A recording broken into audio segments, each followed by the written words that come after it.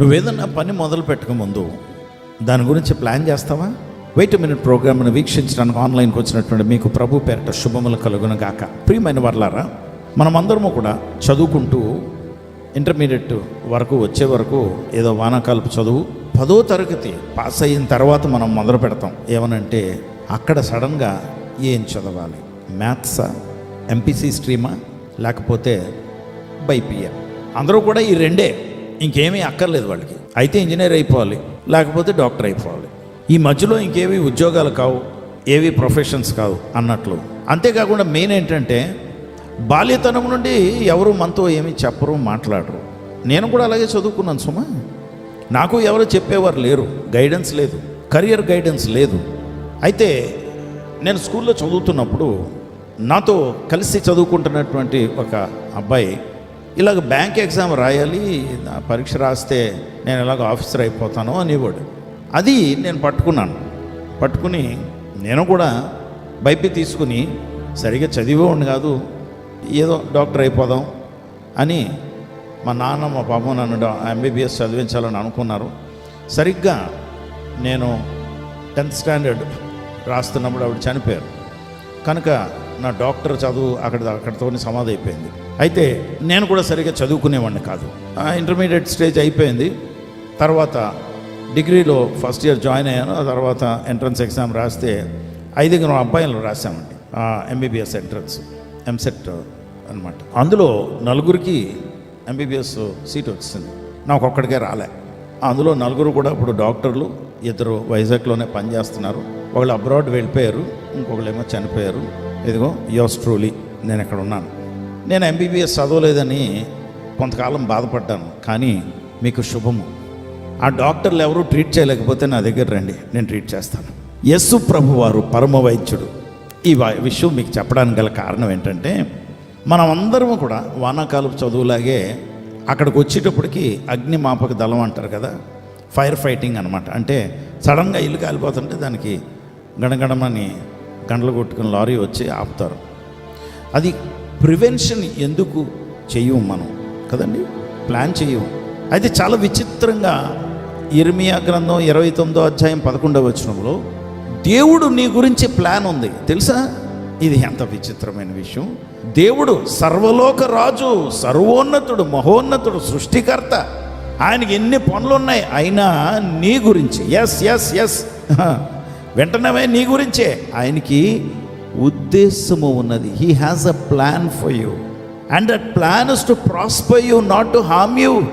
నీకు హాని చేసేది కాదు, నిన్ను అభివృద్ధి చేసేది, నీలో విశ్వాసము నిరీక్షణ పుట్టించేది. ఎంత మంచి మాటలండి. 3 విషయాలు, పాజిటివ్ థింగ్స్. ఏంటవి? అభివృద్ధి చేసేది, నిరీక్షణ పుట్టించేది, విశ్వాసం పుట్టించేది. హాని చేసేది కాదు. నా దేవుడు ఎప్పుడు హాని చేసేవాడు కాదు.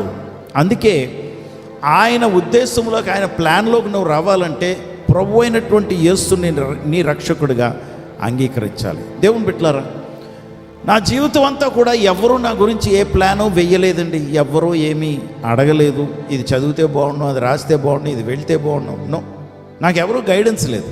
కానీ నా దేవుడు నా గురించి ఉద్దేశం కలిగి ఉన్నారని నేను యేసు ప్రభు వారు చేయి పట్టుకున్న తర్వాత నేను తెలుసుకున్నాను. ఎంత మంచి వాక్యం అక్కడ ఉందని. దేవుడికి నీ గురించి ఉద్దేశం ఉంది. దేవుని బిడ్డ, ఎవరు నిన్ను పట్టించుకోవటం లేదు, ఎవరు నీ గురించి ఆలోచించటం లేదు, ఎవరు నీకేం గైడెన్స్ ఇవ్వలేదు అని నువ్వు బాధపడుతున్నావా? నేను అలాగే బాధపడ్డాను. కానీ ఇప్పుడు నా గురించి ఉద్దేశం కలిగి ఉన్నవారు ఎవరంటే సాక్షాత్తు దేవుడు. హల్లెలూయా. ఆ దేవుడు నన్ను పట్టించుకుంటున్నాడు, నన్ను అభివృద్ధి చేస్తున్నాడు. నాలో నిరీక్షణ, విశ్వాసం పుట్టించేవాడు కూడా ఆయనే.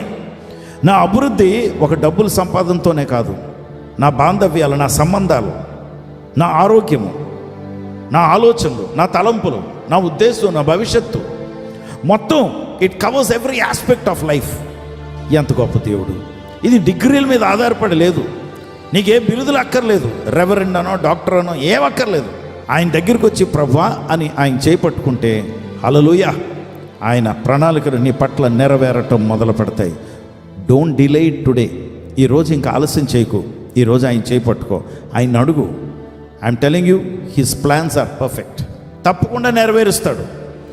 ఆటంకపరిచేవాడు ఎవరూ లేరు. నువ్వు పరీక్ష రోజు రాయకపోయినా, నువ్వు పరీక్ష సరిగా రాయకపోతే, లేకపోతే నువ్వు సరిగా చదవకపోతే, ఆ రిజల్ట్ లేట్ అయిపోతే, ఆ బ్యాచ్లన్నీ అయిపోయి నీకు వయసు అయిపోయిన తర్వాత ఇంకా లాభం లేదని చెప్పేస్తారు. కానీ నా ప్రభువు వయసుతో నిమిత్తం లేదు. ఇదిగో ఎగ్జాంపుల్, నీ అనుభవంతో నిమిత్తం లేదు. నీ గతంలో నువ్వు ఎన్ని తప్పులు చేసినా, ఒక ఆయన నా ఇంట్లో పరిస్థితి బాగోలేనప్పుడు ఆ ఉద్యోగానికి వెళితే ఆయన అన్నాడు, రా పర్లేదు, మీరు చాలా బాగా చెప్తున్నారు, అందాక వారం జస్ట్ ట్వైస్ 2 రోజులు వస్తే చాలు, మీకు 25,000 ఇస్తామని చెప్పారు. అయితే మరి నా గతం ఇలాగండి అని చెప్పాను, ఇలాంటి వాళ్ళు తీసుకోవండి అని చెప్పారు. నా ప్రభువుకి నీ గతంతో పని లేదు. నా ప్రభు దగ్గర నీ గతం ఒప్పుకొని క్షమాపణ అడిగితే ఆయన ప్రణాళిక నీ పట్ల నెరవేరటం మొదలు పెడుతుంది. హల్లెలూయా, నీ పట్ల నెరవేరబడను కాక. పరిశుద్ధుడా ప్రభా, నీకు వందనాలు, స్తోత్రాలు. నీ ప్రణాళికను నీ బిడ్డల పట్ల నువ్వు నెరవేరుస్తావని నేను పరిచయం చేశాను. వారి చేతులు పట్టుకుని నాయన వారిని రక్షించి, నీ రక్తం వారి మీద చిలకరించి, వారిని యోగ్యులుగా ఇచ్చి, నీ ప్రణాళిక వారి పట్ల నెరవేరబడును గాక. యేసు నామములో ప్రార్థించి వేడుకొంచున్నాము తండ్రి, ఆమేన్.